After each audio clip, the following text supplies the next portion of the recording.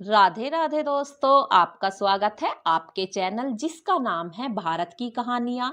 आज हम आपको एक कहानी सुनाने जा रहे हैं जिसका नाम है वृद्धाश्रम।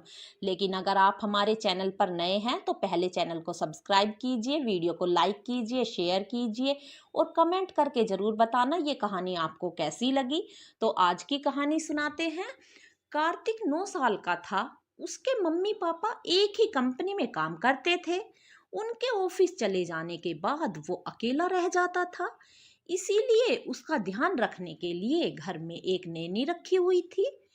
कार्तिक अपने मम्मी पापा की इकलौती संतान थी। इसीलिए कार्तिक की हर इच्छा पूरी हो जाती थी।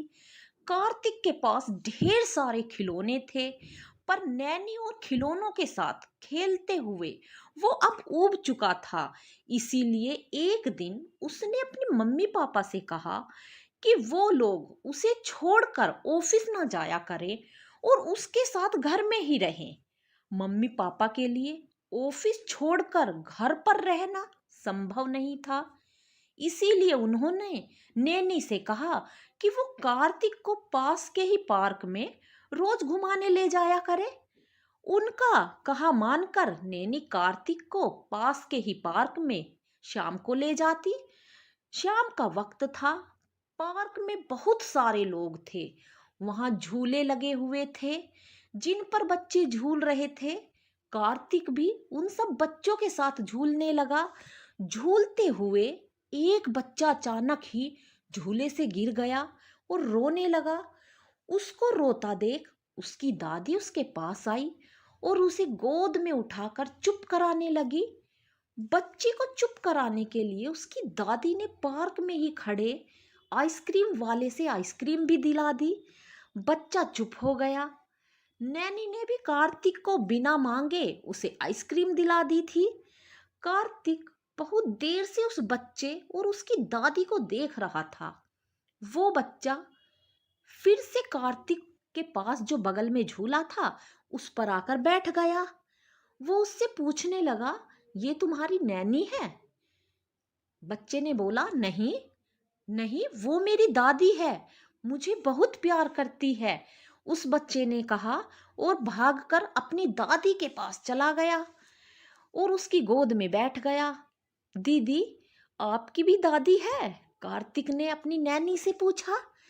नहीं, मेरी दादी तो अब इस दुनिया में नहीं रही, पर नानी है और नानी जी भी, नैनी ने बताया। फिर कार्तिक और नैनी घर आ गए।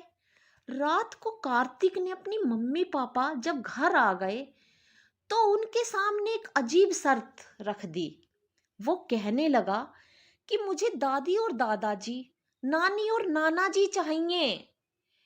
उसके मम्मी पापा उसकी बात सुनकर चौंक गए। नैनी ने बताया कि पार्क में बहुत से बच्चे अपने दादा दादी के साथ आए थे। उन्हें देखकर ही कार्तिक के मन में यह बात आई। कार्तिक की मांग गलत नहीं थी, पर पूरी भी कैसे हो सकती थी, क्योंकि चारों ही अब इस दुनिया में नहीं थे और जो रिश्तेदार थे वो बहुत दूर शहर में रहते थे और रिश्तेदार जो दूसरे अलग अलग शहरों में रहते थे। मम्मी पापा ने कार्तिक को समझाने की बहुत कोशिश की, मगर वो नहीं समझा। उसने नैनी के साथ पार्क में जाना बंद कर दिया और हमेशा चुपचाप चिड़चिड़ा रहने लगा। कार्तिक की ऐसी हालत देखकर उसके पापा को एक उपाय सूझी। चलो आज हम दादा दादी और नाना नानी से मिलकर आएंगे, कार्तिक के पापा ने कहा। कार्तिक बहुत खुश हुआ। फिर उसके मम्मी पापा उसे एक वृद्धाश्रम ले गए।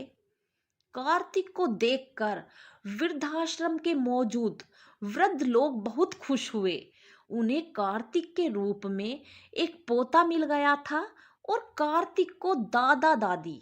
कार्तिक सभी के साथ खूब खेलता रहा।